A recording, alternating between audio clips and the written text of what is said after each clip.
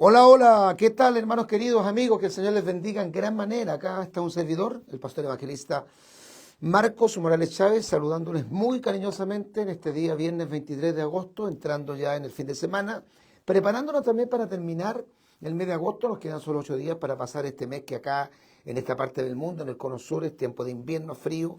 El 21 de septiembre del próximo mes ya comenzamos oficialmente el tiempo de primavera, cambia la estación y entramos en una época del año que a mí me gusta mucho, que es la primavera. Les saludo a un servidor, el pastor evangelista Marcos Morales Chávez. Y quiero compartir nuevamente un tema, hermano, que lo hemos tratado en muchas oportunidades, pero creo que esto hay que reiterarlo, para que la iglesia no se deje engañar, para que específicamente los líderes, los pastores estén muy atentos. Fíjese que uno de los nombres que en el Antiguo Testamento se le da al que dirige o preside una obra se le llama el siervo vigilante.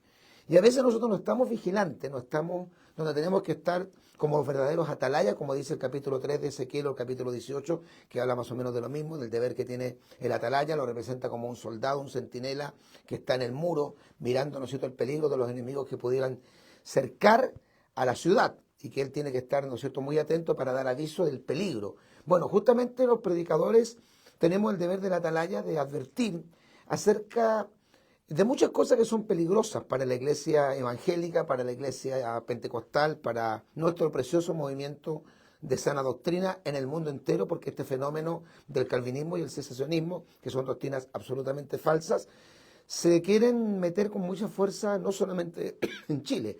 Fíjese que he tenido contacto o se han contactado conmigo muchos predicadores. El otro día un pastor del Movimiento Misionero Mundial del Perú, de una zona así como un poco selvática, me escribía y me hacía observar que estaba preocupado porque precisamente quería también entrar esta enseñanza dentro de una iglesia en particular del Movimiento Misionero Mundial, y que ese pastor estaba teniéndola a él un poquito preocupado porque estaba como simpatizando un poquito con el movimiento bautista. Ahora, reiterar, hermano, que nosotros no tenemos nada en contra de las personas, y vamos a dar algunos minutitos para que los hermanos se vayan conectando y recordarle que comparte usted estos posteos porque se han ido viralizando los posteos, y la gente evangélica y especialmente muchos pastores han estado como despertando un poquito acerca de esta alerta que estamos dando, y que no solamente lo estoy haciendo yo. Es para mí muy gratificante enterarme que hay muchos concilios en Chile que han despertado a esto y que han hecho declaraciones contundentes, como la hizo también hace pocas semanas atrás nuestra agrupación de iglesias evangélicas pentecostales de sana doctrina, que une varios concilios. Son cerca de 52 iglesias, deben haber por lo menos hay unos 30 concilios representados, que son iglesias pequeñas pero muy conservadoras, y publicamos en nuestro Facebook, en mi Facebook, en el Facebook de la radio, Tiempos Finales, en el Facebook de la AYEP, así se llama la agrupación, una declaración justamente en denuncia del calvinismo y el cesacionismo, no solamente porque nosotros consideramos que son doctrinas falsas, heréticas, que no corresponden a lo que nosotros creemos, sino porque este movimiento está tratando de penetrar con mucha fuerza dentro de los círculos evangélicos de línea pentecostal. Entonces, me alegra que hayan pastores, y en otros países también está ocurriendo exactamente lo mismo. Como esta cuestión se ha ido masificando, hay que reiterar que aquí hay un plan siniestro de parte de los grandes líderes del movimiento calvinista, encabezado por Miguel Núñez, que no ha tenido reparos desde el 2017 en decir abiertamente en su Facebook y en sus publicaciones y en sus posteos y enseñanzas de que la iglesia evangélica tiene que ser reevangelizada, que tiene que haber una especie de nueva reforma para que el mundo pentecostal acepte lo que ellos le llaman las doctrinas de la gracia. Cuando usted escuche esta frase, las doctrinas de la gracia, no está hablando de la gracia divina, está hablando del tulip, está hablando del calvinismo, porque yo he explicado muchas veces que la Biblia nunca habla de las doctrinas de la gracia. Nosotros creemos las doctrinas bíblicas como la Trinidad, esa es una doctrina. La deidad de Cristo, esa es una doctrina. La infalibilidad de las Escrituras, esa es una doctrina. La existencia del cielo, del infierno eterno, esa es una doctrina. Pero decir, como algunos dicen, la doctrina de la gracia no es verdad, porque no existe tal cosa como las doctrinas de la gracia, existe la gracia. La gracia también es una doctrina, estamos bajo la dispensación de la gracia, no estamos bajo la ley, según Romanos 6:14.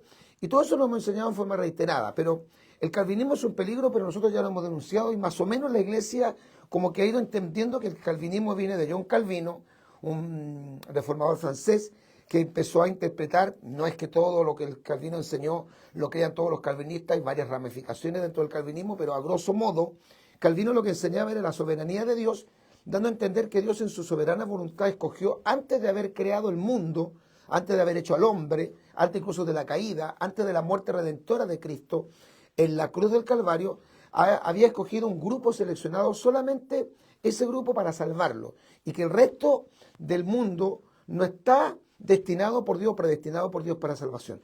Eso nosotros no lo creemos. Creemos en la predestinación, por supuesto. La predestinación es una doctrina bíblica. Sale en la Escritura, no la vamos a explicar ahora. Pero la predestinación no es como ellos la interpretan. La predestinación está en Cristo. Eso lo hemos reiterado en una forma permanente. Todos los que vienen a Cristo tienen vida eterna y están predestinados a ir al cielo. Porque a los que el Señor conoció, que eso ellos no lo dicen, ellos dicen a los que predestinó, pero dice primero que los primeros los conoció, y luego de conocerlos dice que a los que conoció los predestinó, y a los que los predestinó los llamó, y a los que los llamó los justificó, y a los que los justificó los glorificó, se los llevó al cielo. Eso es verdad. Si esto es fácil de entender, es como un barco que sale de un muelle del mundo hacia el cielo. Todos los que van arriba de ese barco van a llegar a puerto seguro porque el barco no se puede hundir. Pero si alguien se baja o se tira del barco, se sale del barco, no puede llegar a la meta. Es más o menos así comprender el tema de la predestinación. No lo estoy explicando muy profundamente porque no es el tema en cuestión, pero el calvinismo ya ha sido descubierto y la gente se ha ido dando cuenta que las iglesias reformadas o históricas en Chile, como la presbiteriana, la episcopal, la iglesia bautista, no todas, pero la mayoría de la iglesia bautista, son calvinistas. Enseñan los famosos 5 puntos del Tulip que hay en este libro, que muchas veces yo se los he recomendado, que mucha gente lo ha recibido, que acá en Chile la gente lo tiene que adquirir y comprar, que no es muy caro, pero que los que son del extranjero yo se los envío en forma gratuita, se los envío por Word a través de mi WhatsApp.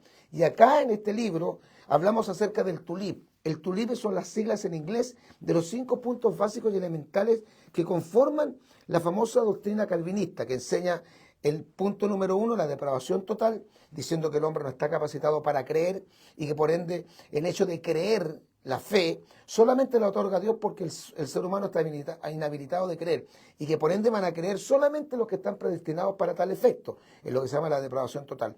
En el punto 2 se habla en el Tulip acerca de la elección incondicional, eso que estamos explicando, de que supuesta o hipotéticamente antes de la fundación del mundo ya Dios había predestinado un grupo muy pequeño, muy selecto, que obviamente son ellos, o ellos se proclaman esos, elegidos, predestinados, marcados de antemano, para ser salvos y que todo el resto de la humanidad se perderá. Eso nosotros no lo creemos. Y el tercer punto, que para mí siempre digo es el más blasfemo, es la expiación limitada. Lo que dice el punto número 3 del Tulip de la expiación limitada es que cuando Jesucristo, el Hijo de Dios, muere en la cruz del Calvario, cuando el Padre lo entrega para morir en la cruz del Calvario, Jesucristo no muere por todos los pecadores. Por lo tanto, quedaría inválida, ¿no es cierto?, la enseñanza de San Juan, o inválido el pasaje de San Juan 3:16, cuando dice, porque de tal manera amó Dios al mundo. No dice a los elegidos, dice al mundo. Lo que ellos dicen es que el mundo ahí está representado por los elegidos. Bueno, eso no lo dice la Biblia. Ellos tienen que explicarlo de esa manera porque no lo pueden sacar. Lo que dice ahí, porque de tal manera amó Dios al mundo que ha dado a su Hijo unigénito para que todo aquel que en él cree, no los elegidos, sino todo aquel que en él cree, no se pierda, mas tenga vida eterna.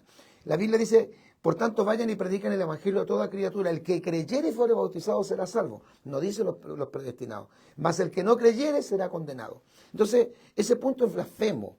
Porque yo toda mi vida de cristiano, en estos largos 40 años, más de 40 años que llevo en el Evangelio, ahora en septiembre cumplo 41 años en la fe, siempre he predicado, siempre he creído, siempre se nos enseñó que cuando Jesucristo muere en la cruz del Calvario, no muere por un grupo específico de gente, por un grupo seleccionado, porque eso sería hacer acepción de personas.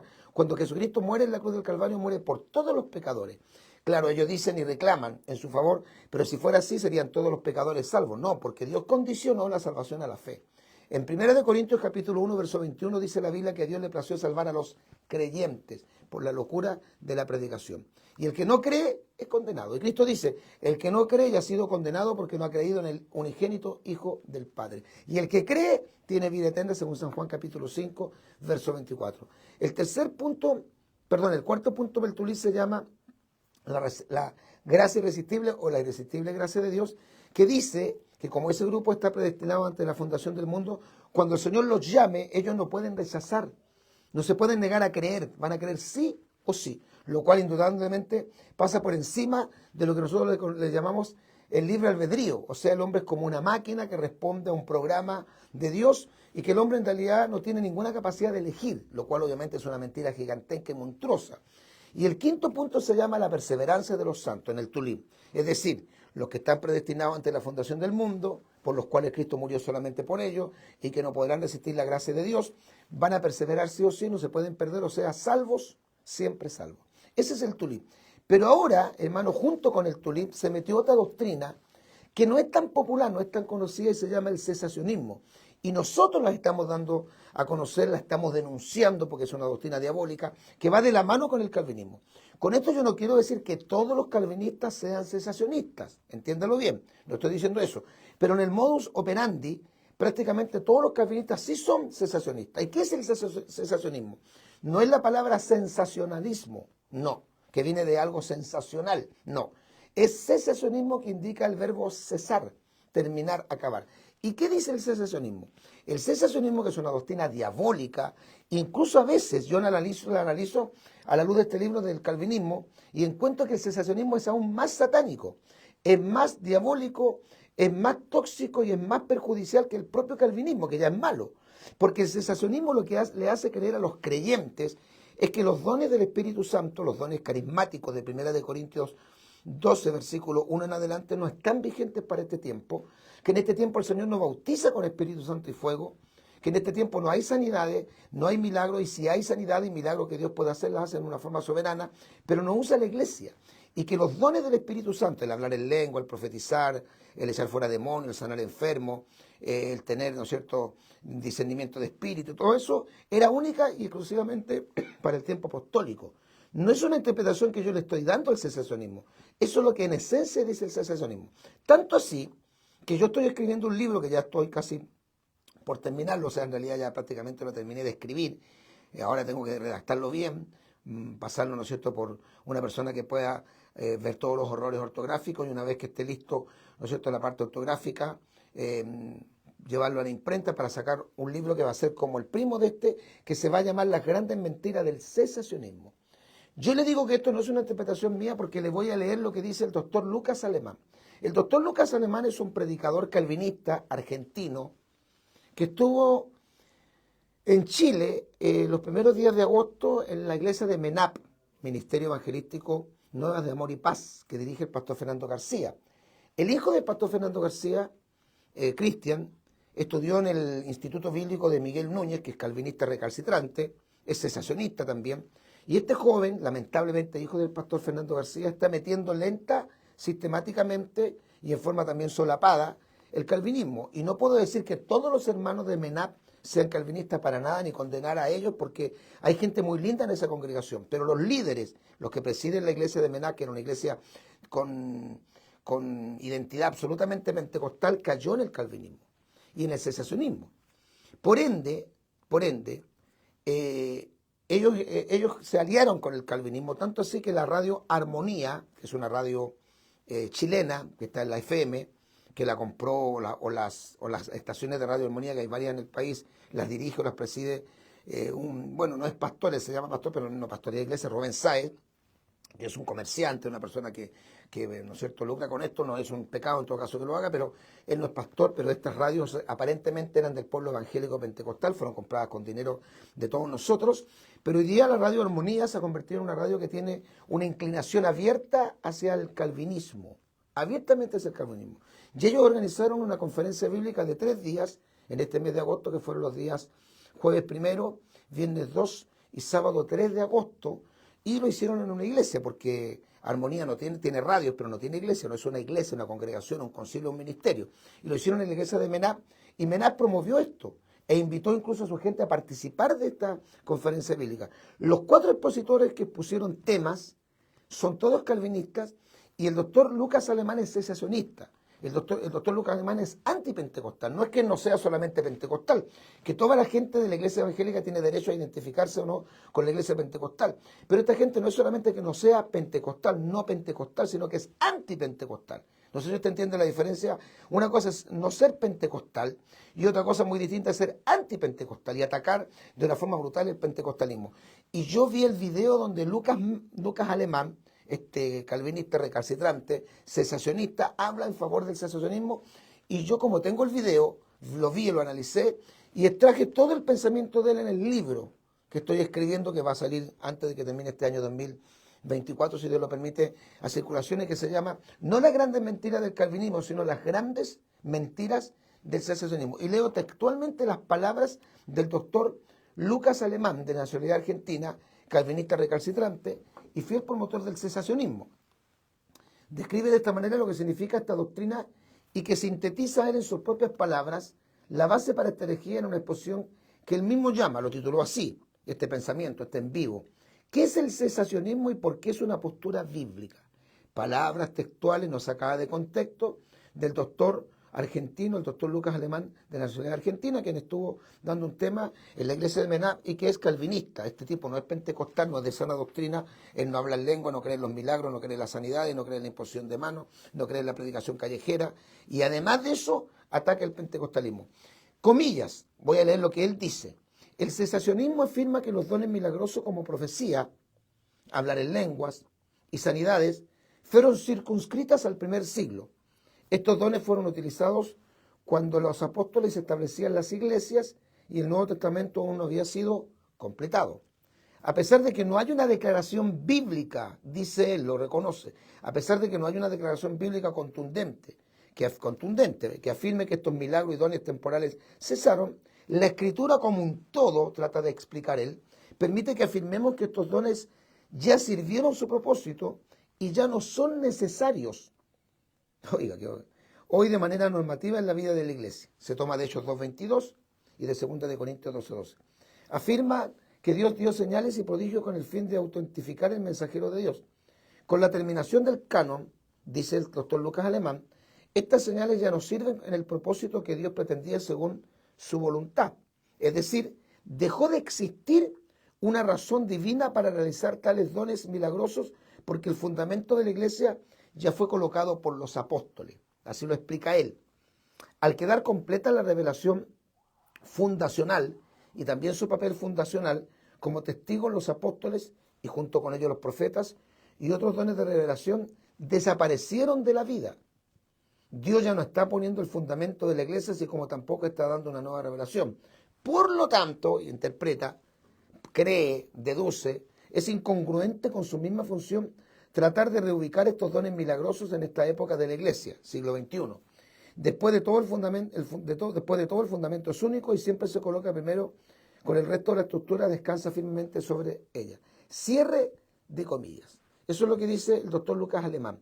Por eso que el cesacionismo es satánico, porque precisamente una de las características más notables, más evidentes de los pentecostales, que los pentecostales creemos en la imposición de manos, que los pentecostales creemos que el don de lenguas está en actividad plena, que la interpretación de lenguas o el don de profecía está activo, que las sanidades y milagros están activos.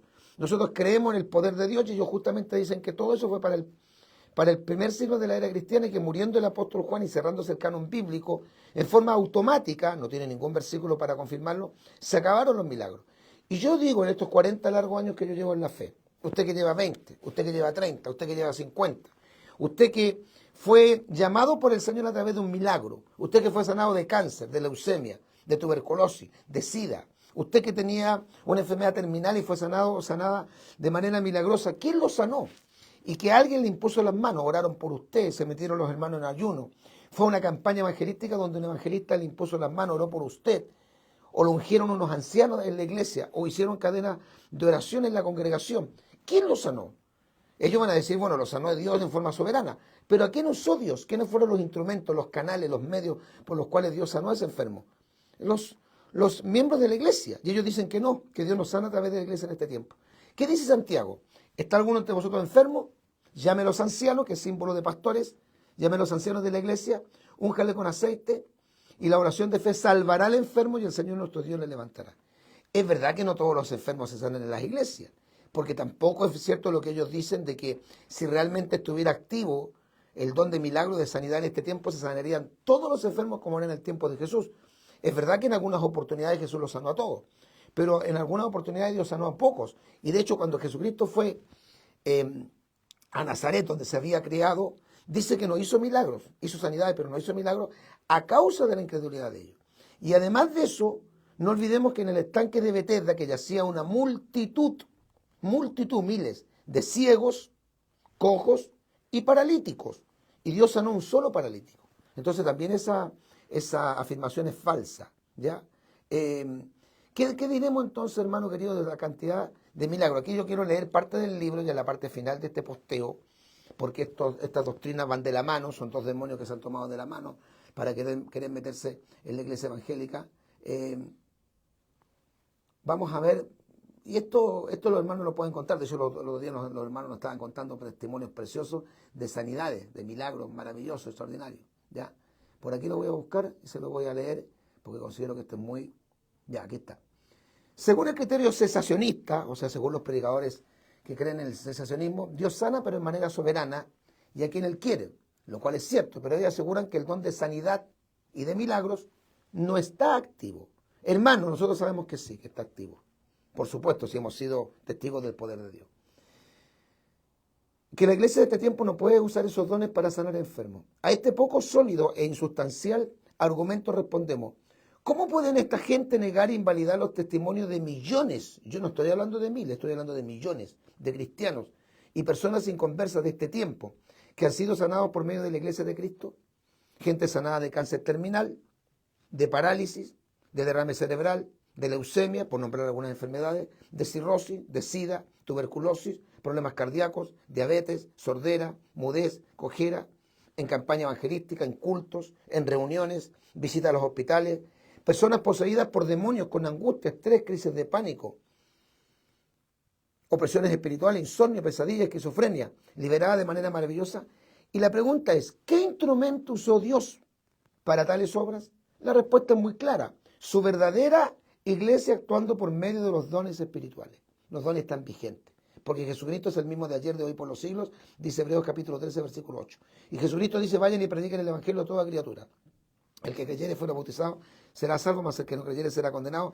Y estas señales seguirán no a los apóstoles, dice a los que creen. Y fíjese usted que en el libro de los Hechos, capítulo 1, verso 8, Cristo le dice a los apóstoles, a los discípulos: recibiréis poder cuando haya venido sobre vosotros el Espíritu Santo y me seréis testigos en Jerusalén, en Judea, en Samaria. Hasta ahí lo hicieron los apóstoles, pero hasta los confines de la tierra. Y los apóstoles no llegaron hasta los confines de la tierra.